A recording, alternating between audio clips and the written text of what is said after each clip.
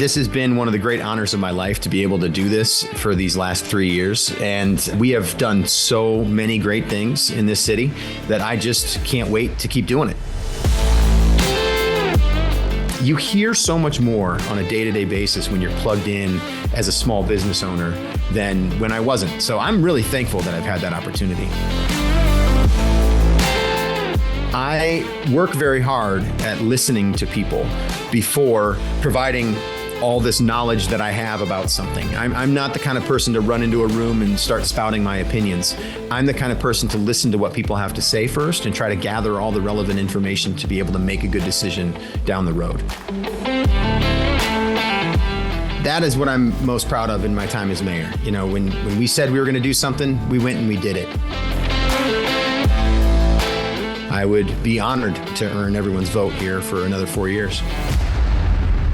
Welcome to Brad Cavanagh for Mayor, Brad Cavanagh's podcast as he runs for mayor of Dubuque for a second term. Welcome to your own podcast, Brad. Thank you very much, Dave. Good to be here. So you're running for mayor. You've been mayor for 4 years. Why on earth do you want to run for mayor again? Yeah. Boy, that's a great question. You know, I didn't even really hesitate to think about that, Dave. It's just, you know, I've been telling people that this has been one of the great honors of my life to be able to do this for these last 3 years. And we have done so many great things in this city that I just can't wait to keep doing it. Well, let's talk about those great things. What have you done for the people of Dubuque in the last 3 years? Yeah, so the list is so long. It really is. You know, I'm kind of amazed to think about it. But one of the things that I'm most proud about is the fact that, you know, this city council and I, and by the way, I just want to make sure that people know this too. I think we have one of the best city councils in the entire state of Iowa, if not in the country. I mean, we have worked so well together and done so many great things that I think that it's just something I want to make sure people recognize when you look at the work that's being done here. But one of the most important things is that we've done a very good job of focusing on the basic foundation of what makes a city function well and what makes a city a great place to live. So we have focused very heavily on things like public safety, on roads, we say infrastructure, but we mean the things that matter on a day-to-day basis, you know, making sure that you've got good water and your toilets flush well and all those different things. It's, you know, we're the oldest city in Iowa. It's not easy to keep those things going, but it's something that I think we've done a really good job of. So that basic foundation and then having a really strong staff to be able to do that work as a city is another really important thing. Some of the other big things, though, that I think have been huge just for the residents of Dubuque, housing is at the top of the list. I mean, we went from needing 1,100 housing units to having over 2,600 housing units in some phase of construction so that we can make sure that we have good places for people to live here and good places for people to move into the city, because we also know that we want to increase our population in the years ahead. And we want to make sure that we're, you know, keeping our college students here and keeping our own children here as their hometown rather than having to feel like they need to move away. All those things are really important to us. The list is even longer. I could go on, but there's a lot of I'm amazed at how much we've been able to accomplish, and not just as a city government, but doing it together with our private partners, with businesses. It's a great place to live. And that's the sense that I'm getting from people right now is they're very happy with the direction things are going. One of the things I hear from mayors across the nation and people in government is you have to have those partnerships. You have to have those private partnerships, the public partnerships. They have to work together.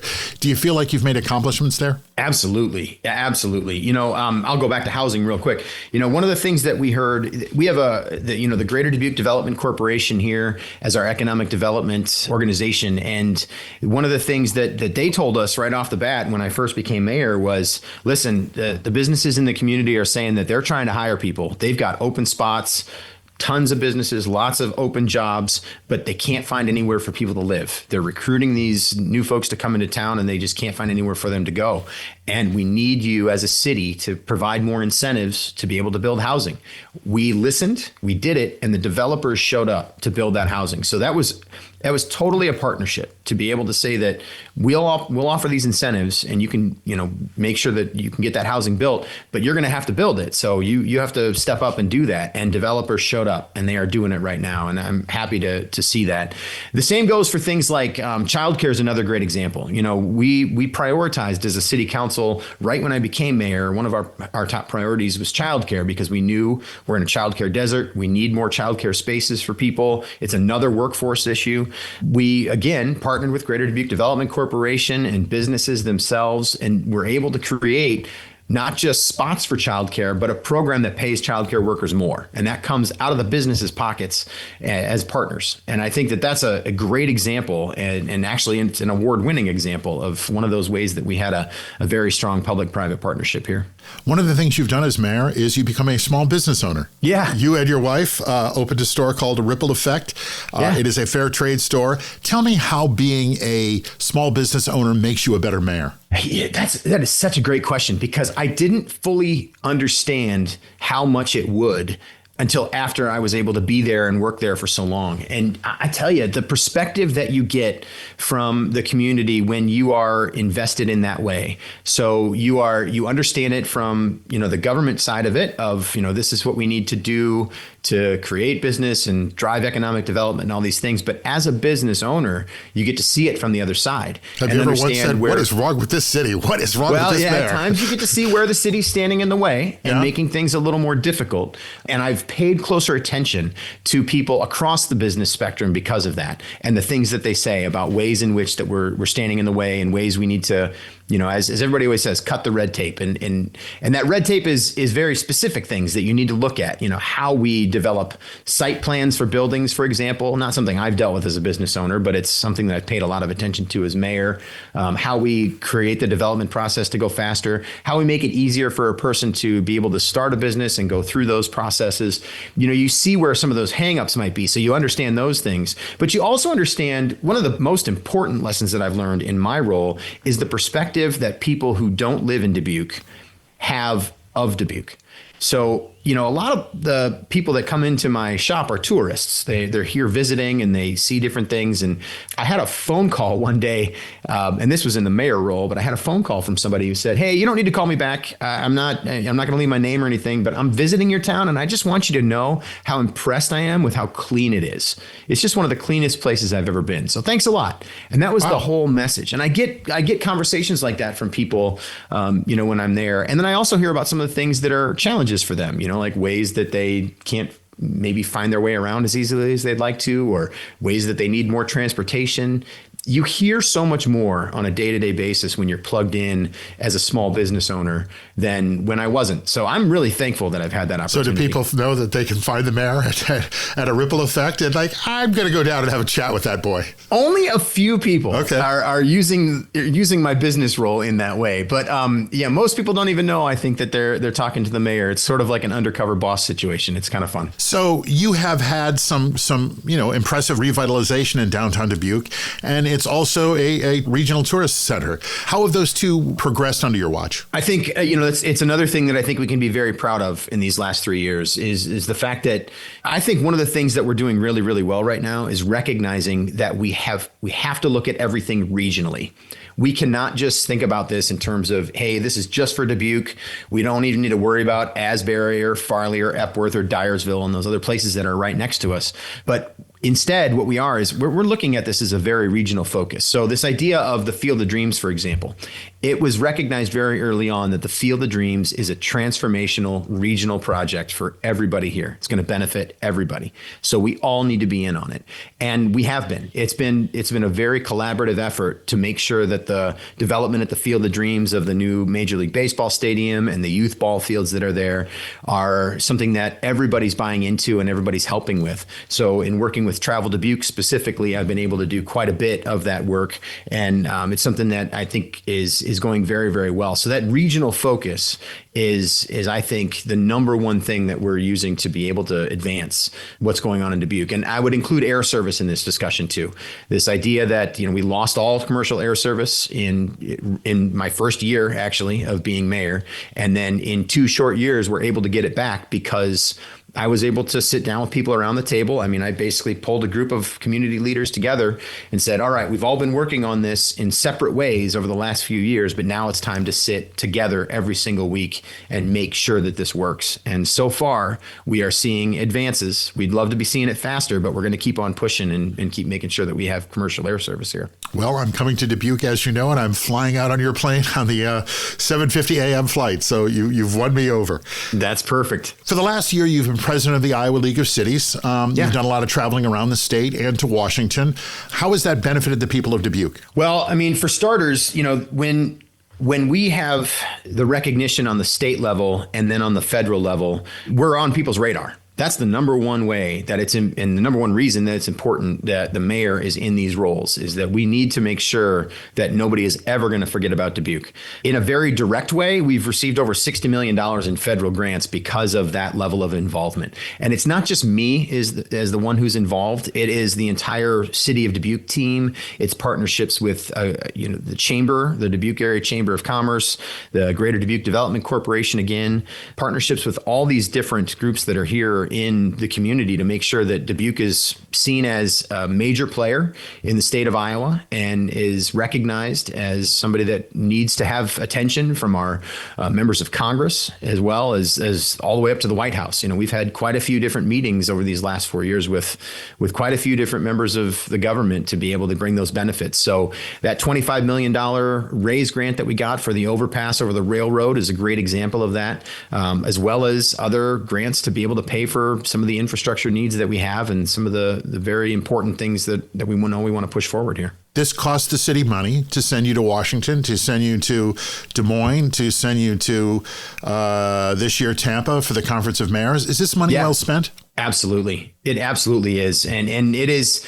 I encourage our city council members and our city managers and directors of city departments to travel to conferences like these too, because this is where we find these opportunities. I'm going to go back to the raise grant as an example. Getting the $25 million grant to build that overpass was not easy to do.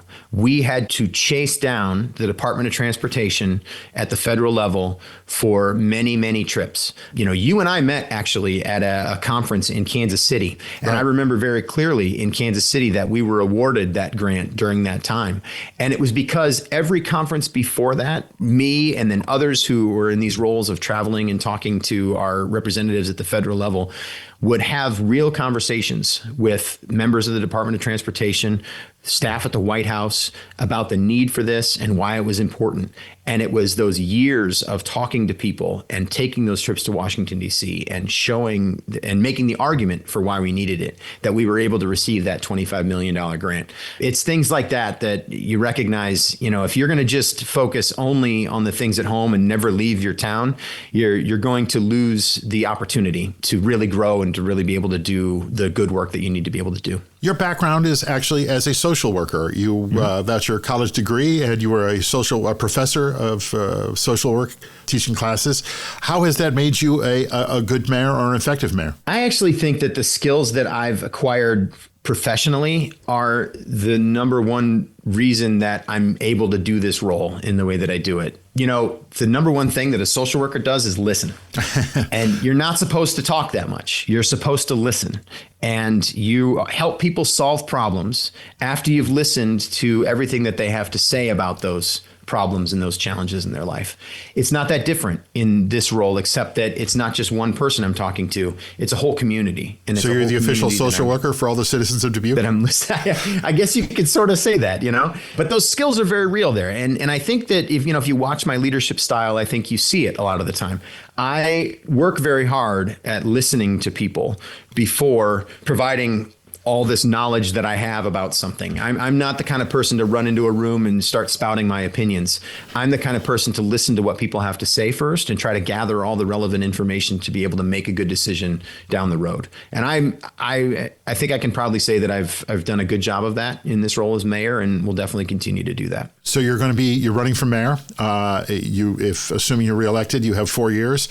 What are the things you're going to do in your next 4 years that you haven't already done? One of the things that's fun about my stump stump speech right now is it's basically pretty short. If you elect me as mayor, I'm going to do the exact same thing that I've been doing for the last 4 years. And what I mean by that is I think our focus is the right focus. I think we need to continue to focus on some basic foundational issues. Public safety is number one when it comes to that.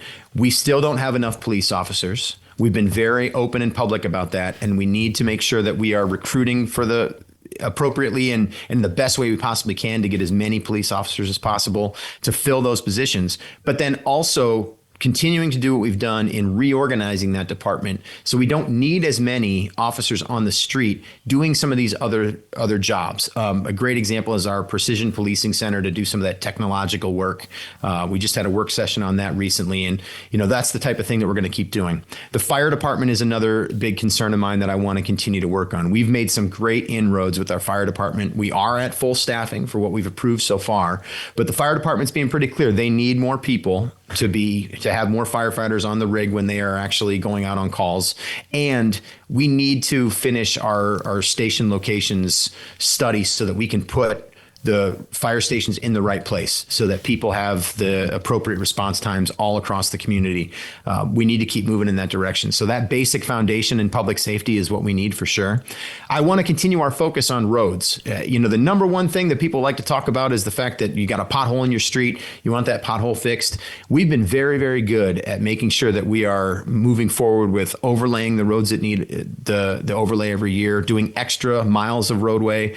But we also have some really major projects that need some new focus. The east-west corridor is something that we need to get back on the table, and it needs to be done. We need to get those roundabouts built where they need to be built. We need those roads to be fixed right along University and Asbury, and that's something I want to continue to work on. And then from there, it starts to become, you get that foundational stuff, then you get to move into the things that make life fun around here. We talk about parks a lot lately, and we're about to end a very important study about all the different parks in town.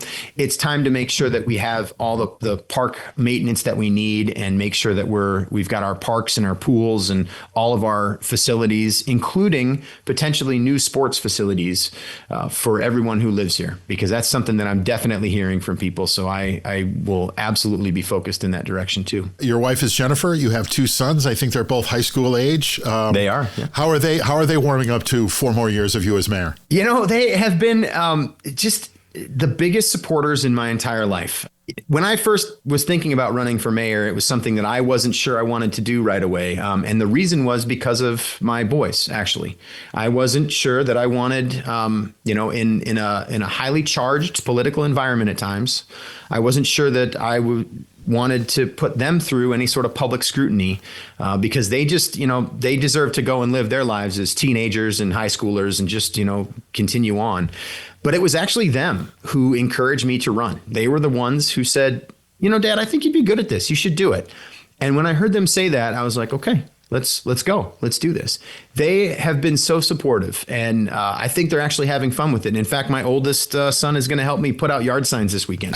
He already said so last night. So I've got a few more yard signs to put out in yards, and he's like, I'll help you. I'll drive you around. All right. So, your family has to come on this journey with you, and I appreciate them so much. And especially my wife, Jennifer. She has been incredibly supportive through all this and the stressful times, celebrating the great times. It's been great. All right. This is the Brad Cavanagh from Mayor podcast. I'm going to give you an opportunity to speak directly to the voters and tell them why they should vote for you. For starters, one of the things that you can be comfortable with is that I have said that I was going to do certain things, and you've seen results.